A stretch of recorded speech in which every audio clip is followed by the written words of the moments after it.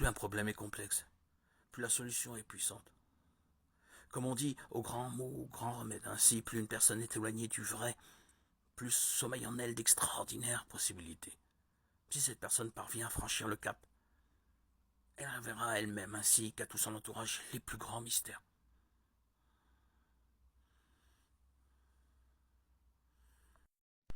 J'ai lu l'histoire d'Abraham Lincoln, un sudiste extraordinaire.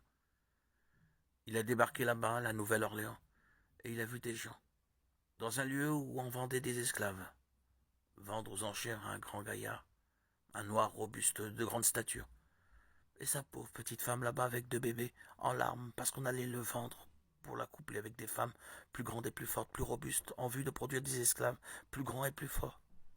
Abraham Lincoln a brandi son poing comme ceci. Il a dit, c'est mal ça. Un jour, je m'attaquerai à ça, même au prix de ma vie. C'est ce que ça lui a coûté. Mais il s'y est attaqué. Et il a démoli la chose. Je vais vous dire ceci, frères et sœurs. L'incrédulité du diable fait que je m'y attaque, Seigneur.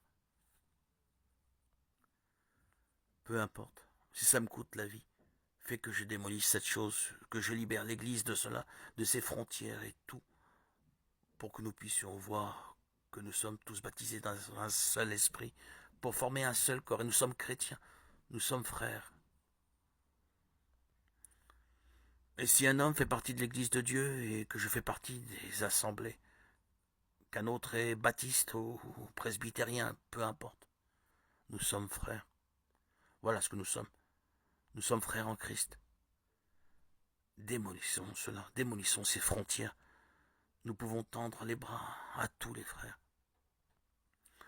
Nous avons tous été, en effet, baptisés dans un seul esprit, pour former un seul corps, soit juif, soit grec, soit esclave, soit libre.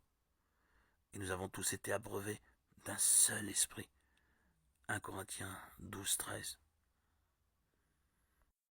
L'idée d'une âme sœur est que pour chaque personne, il y en a une autre qui lui correspond parfaitement.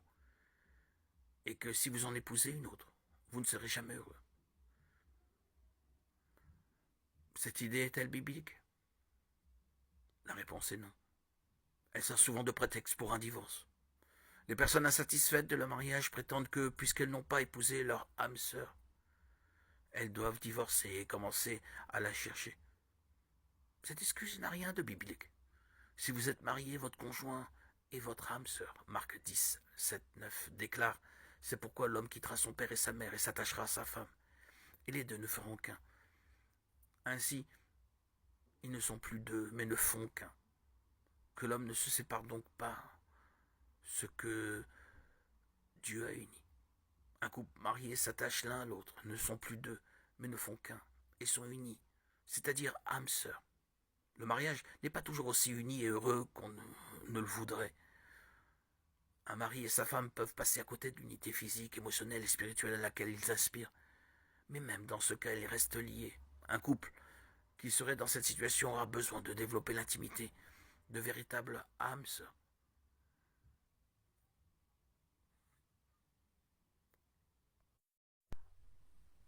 Rencontrer le Christ, c'est entamer une relation personnelle.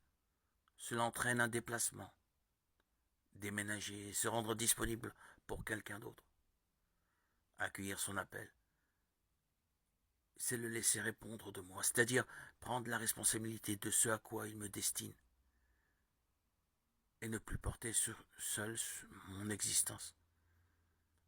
C'est recevoir une nouvelle identité et être promis à une fécondité autre.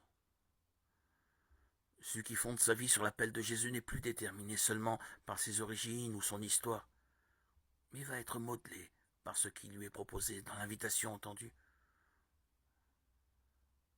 Plutôt que de me préoccuper du où, ou quand, ou comment, avec qui, pour quelle fonction. Il s'agit de demander au Christ: dégage mon cœur de tout ce qui peut l'encombrer, permets-lui de reconnaître ton attente et ton don. Jean 1, 35, 42.